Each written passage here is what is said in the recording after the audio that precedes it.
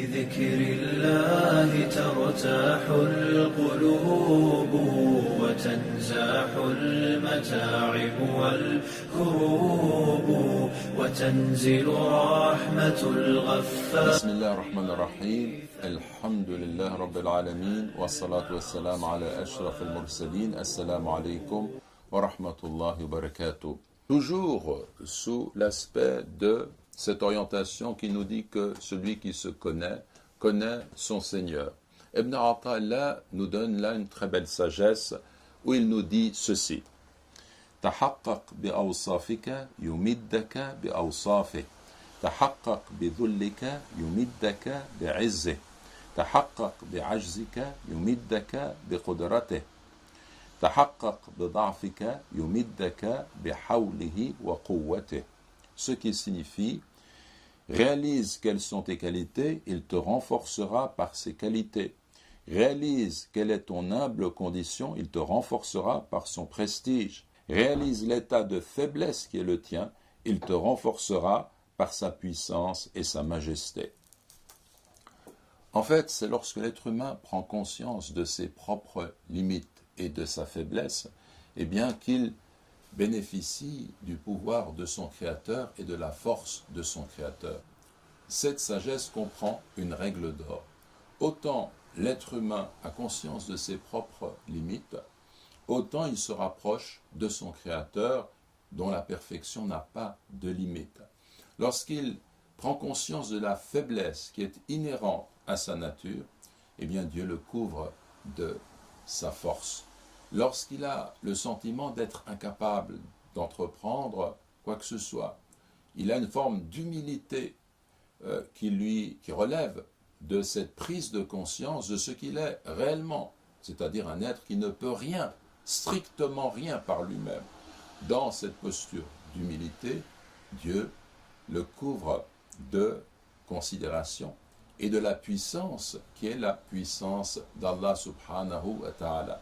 S'il se sait pauvre essentiellement, car tout être humain est pauvre essentiellement, même le plus riche des êtres humains, eh bien, ce qu'il possède n'est que relatif. Il va finir par le perdre. Son bien n'est pas éternel. Il ne possède rien dans l'absolu.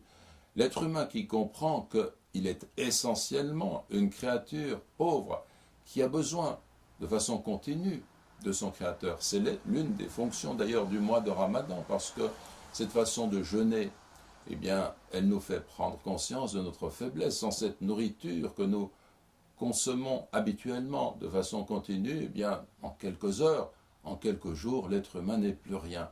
Qui le nourrit? Qui le soutient? Qui lui apporte ses biens? C'est son Créateur.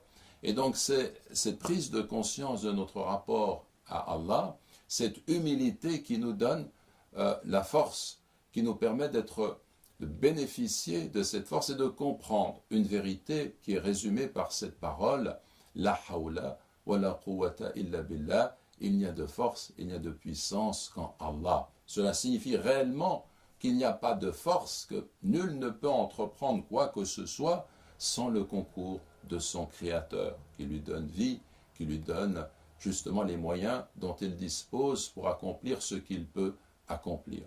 Et c'est très certainement lorsque l'être humain parvient à ce degré d'humilité, de sa prise de conscience qu'il ne peut vraiment rien, qu'il n'est rien devant la majesté de son Créateur, que Dieu lui apporte son secours. On en a un exemple à travers Noé, qui a appelé son peuple au monothéisme à la fois pendant une période qui est longue, très très longue. Ils n'ont pas suivi son message. Ils n'ont pas compris son message. Et lorsque il a vu que son peuple ne le suivait pas, lorsqu'il s'est estimé en quelque sorte vaincu, il a dit « Fada'a rabbahu anni maghlubun fantasir » « Je suis vaincu, apporte-moi ton secours ». Il a interpellé son Créateur de cette façon-là. Et alors il y a eu le déluge. Et Allah lui a donné victoire sur son peuple, sur les incroyants qui s'opposaient à lui. Et donc là, c'est une règle qui est fondamentale pour chacun d'entre nous. Dans la mesure où nous avons conscience de ce que nous sommes en tant qu'être humain, eh bien nous apprenons à comprendre, à connaître qui est notre Créateur, subhanahu wa ta'ala. Wa jazakumullahu khayran. Wassalamu alaikum wa rahmatullahi wa barakatuh. جراح في الفؤاد لها ندوب وتطوى ذكريات كالحات لها في الصدر إن نشرات نعيب